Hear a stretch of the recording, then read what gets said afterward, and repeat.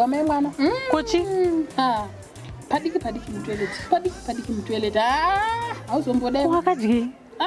Apa ndikubuditsa green chaiyo. Iwe usvika pakudaro. Matumbu nemusana zvako kwizana. Panokuditsa green chaiyo. Wakadya chii? Iwe ndikutozvishaya. Apa kwakupisa manje kutsvaira ndichakwanisa kuningirinaka. Ndichingoti ndichibva pachemba ndonogara padhishi remvura ita kuti pfo nekupisa. Panangobvira papa uyu unoti pfo. Asi manyoka emazino. Nopengere. Mazino ekumatadzo kandi zera rangu ndichita manyoka emazino ne. Ndo anopwedzera kana tizuva alright. Wasi kuri kupisa ka. Makizo richibuditsa green. Mwana noyamwa mukaka wewaitwa nachibuditsa regreen.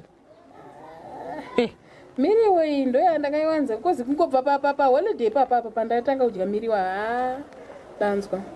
Aiwa asaka ikumixa ka wakadya kachikafuka. Ukati masaladi ukabva wati tunyama mamaro atupanchi apo pamwe miriwo iyi beef ukati sausage andinde nyama mari nyama ndoona ona udya wakanaka kuti kafafa muriwo apa wainzi ndo uri healthy ndikutoshautisa muriwo uri healthy uri wega usina kana kanyama pasaidi muriwo nepotato anzi ndo zviri healthy aiwa kunozvara ndena auziziya okay itori national issue iyi zvakatodeclare kunzi muriwo nepotato ndo ya staple food yedu aiwa wakakanganisa kunzwa aisarawo kuti munhu wese dya muriwo airava nechirume ndo ainzi dya potato munhu wese hazvimekesi inini ndaconfused manje kana vachiti munhu wese because kana zvanzi munhu wese adye muriwo but iwo musuno uyu waidya zondo tikavati zondo racho zondo inyama aiwa zondo haisi nyama zondo mushonga wemusana saka ndiri right kana nditi zona aitara vanhu vechirume kandiri right bcause kana zondo uri mushonga ka saka zvainzi varume vadye muriwo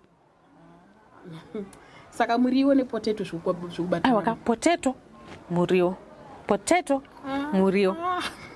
starch kuti muriwo aiwa energy aiwa kana hatingagonzi muriwo here so hakuna kamvura yacho haisi kunaya patepa habude mvura totodiriza negarden racho hakuna maitiro apo tinomukira una 4 kuchiri kwakasviba kunonochera mvura kuwadi yekumberi uko hatitorina bhobu mucommunity medu muno hatina wadzoka futi apo watonoita kudhara wakutanga kutsvaira mumba zuva rese uri kushanda panodzoka baba vandasvika vachidya vandasvika vabikirwa wavapakurira chifuti wapakurira chifuti akadzi atazorora kukwira nekudzika kudida kudai so ndichida kudiridza tinoshanda zvonetsa toshanda hatina zororo madzimaika rega zvinzi mushamukadzi zvechokwadi taura kozi apo tikatora multitasking yatinoita pamba panapa tikabuda nayo mucommunity umu aiwa panobuda zvidobidobi aiwa toita zvidobidobi gonyeti tikabuda kaisusu sevanhu vechikadzi nemayouth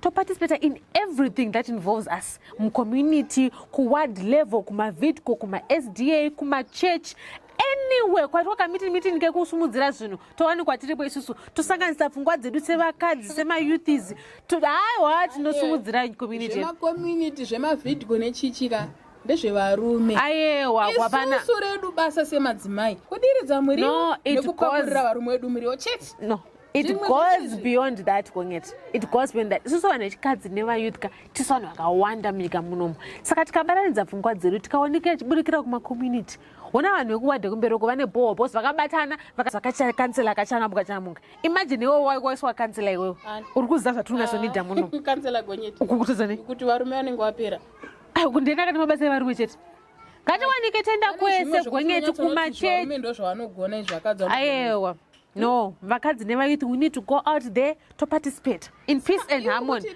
tovaudza kuti gadzirisei pakadaiso tokumbirawo zvakadaiso potiri kwa-action kwete kuramba tichema tiri mukati tanzwa hayo ariga tichizvimirira tega mukati waona manje bozoona ndoona kuwanda kwaita mabhaya ekanzuro varume vari unozvimirira ega kumacommunity meeting taura zvako nyaya